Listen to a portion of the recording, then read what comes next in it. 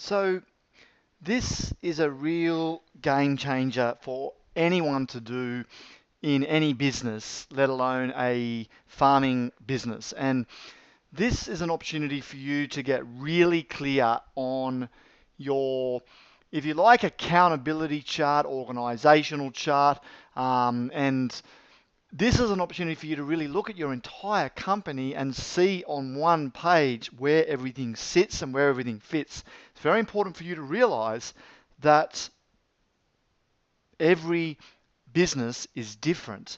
And how you build your organizational chart is really up to you, but it's so critical that you invest and spend time on working on this.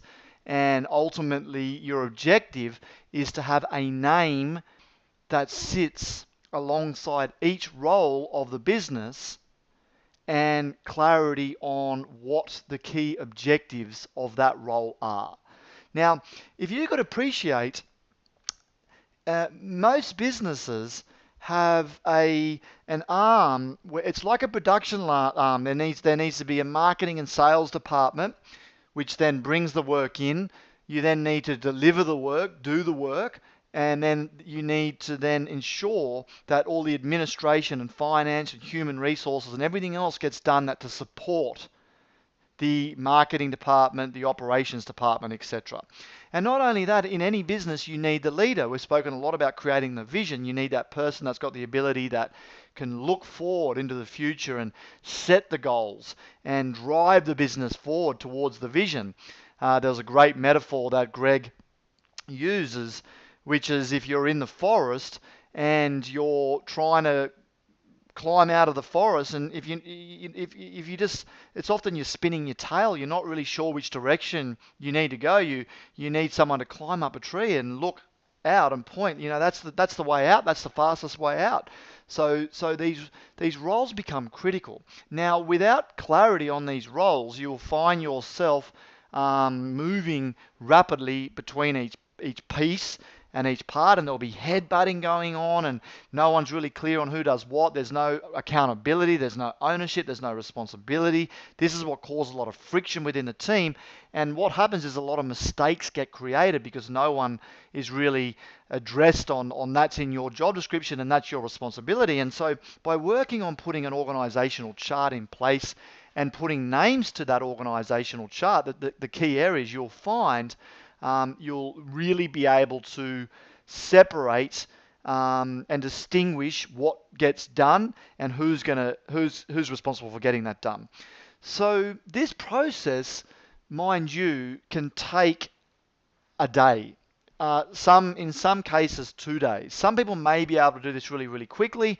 The key thing is to find a space where you can do this using butcher's paper if possible. You could print these templates out, but you need to, stage number one is to actually look at what does our organizational chart look like.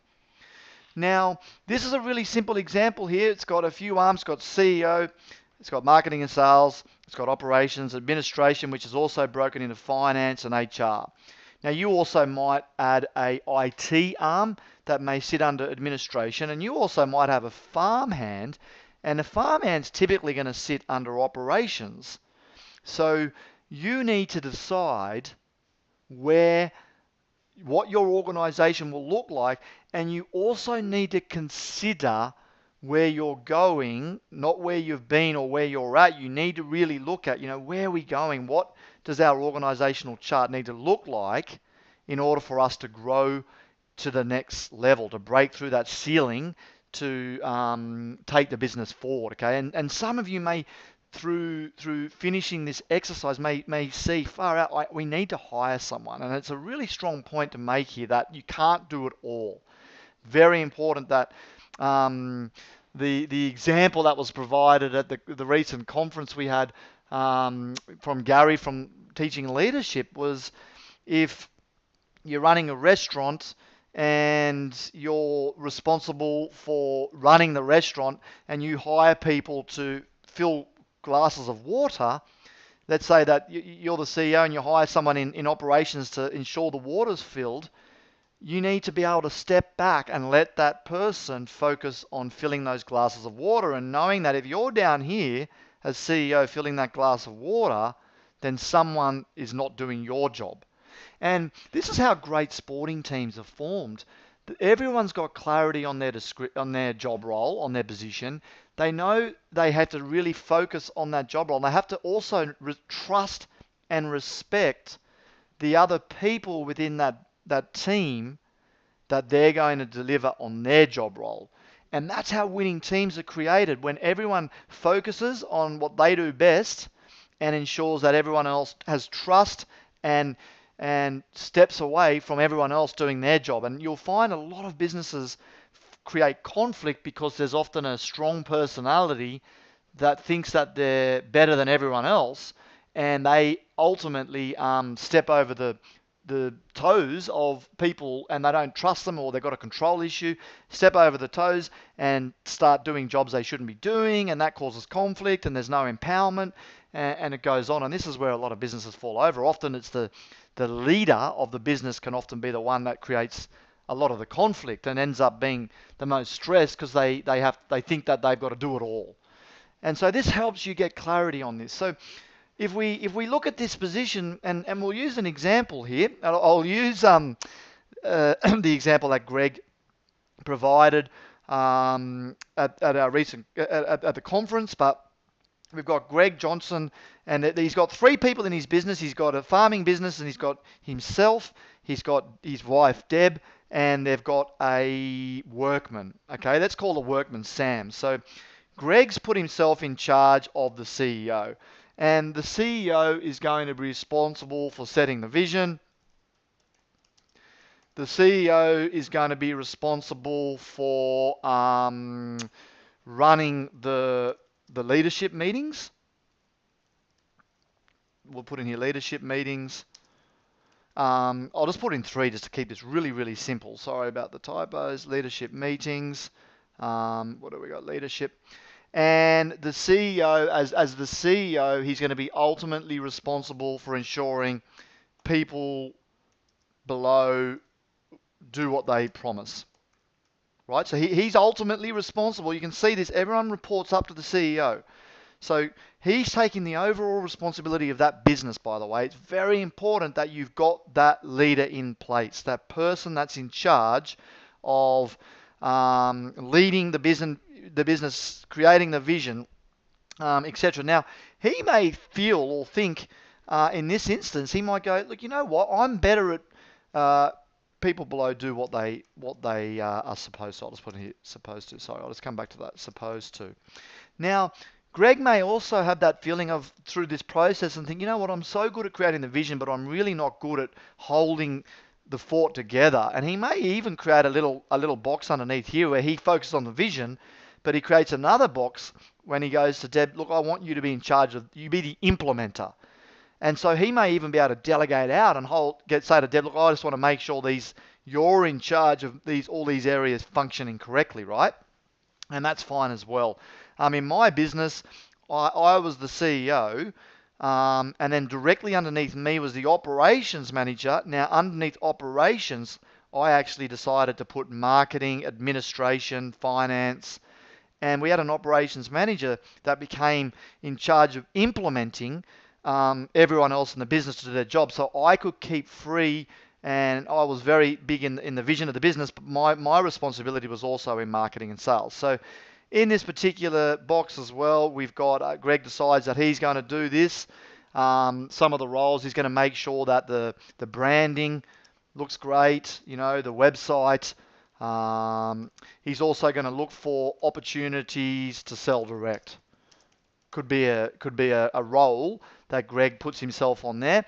And then all of a sudden, Deb is in charge of operations. Now, the operations manager is in charge of making sure everything on the farm gets done. So you could even, they ensure that, there's planning around shearing, there's planning around planting if you've got crops, there's planning around crutching, there's planning around mustering, or whatever it is. So ultimately, Deb's responsible for all the planning of the operations plan of the yearly planner, planning of the operations. I'll just put in that. She's also ultimately in charge of all the systems, and she's also in charge of ensuring that the whole thing works. Okay, so ensuring that things get done.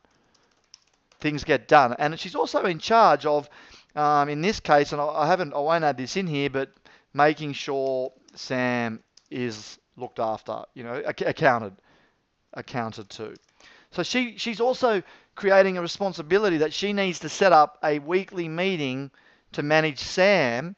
So then Sam has his list of tasks, and then Deb becomes responsible for Sam, even though Deb reports up to Greg. So it's important that Greg has a meeting with Deb in this case, because he needs to ensure that she's clear on her role, and he will also check in: is she doing a good job managing Sam? So in the administration side of things, we've got obviously, cleaning of the sheds. You've got obviously all of those administrative paperwork, administrative procedures in finance. We've got to lodge the BAS. We've got to do budgets. I'll put names next to these shortly. We've got to do what else happens in finance? We've got to have someone that's on top of the benchmarking. Et cetera, right? Human resources, hiring. This is going to be inducting. We've got to have performance reviews, etc., right? So you want to be able to identify all the tasks that get done in the business and put a name. And Greg might go, look, I really want you, Deb, to take charge of that, and therefore you can take charge of that. And it may be a point where they go, well, you know what? We're going to train up Sam to take on HR. Because Sam's been in here for ages. He's a great fireman, but he's fantastic with people. So we're going to provide Sam the skills to now head up the HR. So he's going to be responsible for helping us find, new farm hands and train them up and replicate them, etc. So, there's an opportunity there. So it's a great way for you to really see on a piece of paper all the functions of your business documented on paper, clarity around who's in charge, and knowing that that person is responsible. They own it, right? By ownership, they will then ensure that the task gets done. From here, you can go into some detailed position descriptions, etc., to bring more clarity to each role. So rather than moving on to the next video, please take time out now to stop and work on your organizational chart. You may move through this a lot quicker than you realize. And remember the framing of, if you're saying to yourself, oh, this is hard work, this is complicated, then it will be that. So it's important you actually tell yourself that this is easy, and you'll find you'll get immense clarity from building your organizational or accountability chart.